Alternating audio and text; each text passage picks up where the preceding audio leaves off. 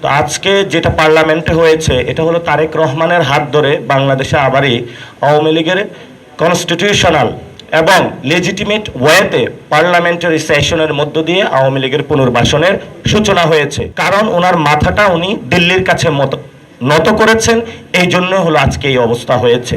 আজকে সালাউদ্দিন সাহেব বললেন যে অভ্যুত্থানের পরে চুপ্পুর কাছে যারা উপদেষ্টা ছিল তারা কেন শপথ নিয়েছিল।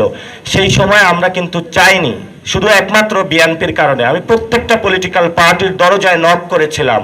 আমি মির্জা ফখরুল থেকে শুরু করে জামায়াত ইসলামী, প্রত্যেকটা ইসলামিক আন্দোলন থেকে প্রত্যেক রাজনৈতিক দলের কাছে গিয়েছিলাম এই চুপ্পুর পদত্যাগের দাবিতে। আমরা মাঠে আন্দোলনরত ছিলাম।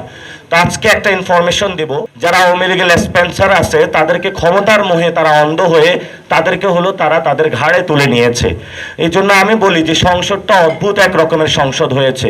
রাষ্ট্রপতি হলো আওয়ামী লীগের, তারপরে হলো প্রধানমন্ত্রী হলো বিএনপির, আর বিরোধী দলীয় নেতা হলো জামায়াতের।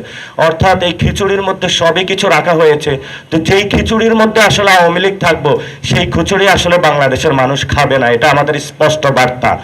এখন ওনারা যদি এটা সংসদে সমাধান না করতে পারে, তাহলে এটা হয়তো আমাদের রাজপথে ফয়সালা করতে হবে। তখন যদি আমরা বঙ্গভবনের সামনে যাই, তখন আমাদেরকে বাবারা এটা বলবেন না যে তোমরা কেন বঙ্গভবনের সামনে আসছো।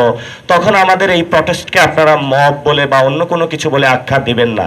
আপনারা যদি মনে করেন যে নির্বাচনের মাধ্যমে ইঞ্জিনিয়ারিং করে আপনারা ভারতের টিকিট নিয়ে আপনারা এখানে সংসদ ভবন দখল করেছেন গুন্ডা মাস্তান চাঁদাবাজদের নিয়ে, এবং বাংলাদেশের মানুষকে আপনারা গ্রিন কার্ড পেয়ে গিয়েছেন, এটা আপনাদের ভুল ধারণা।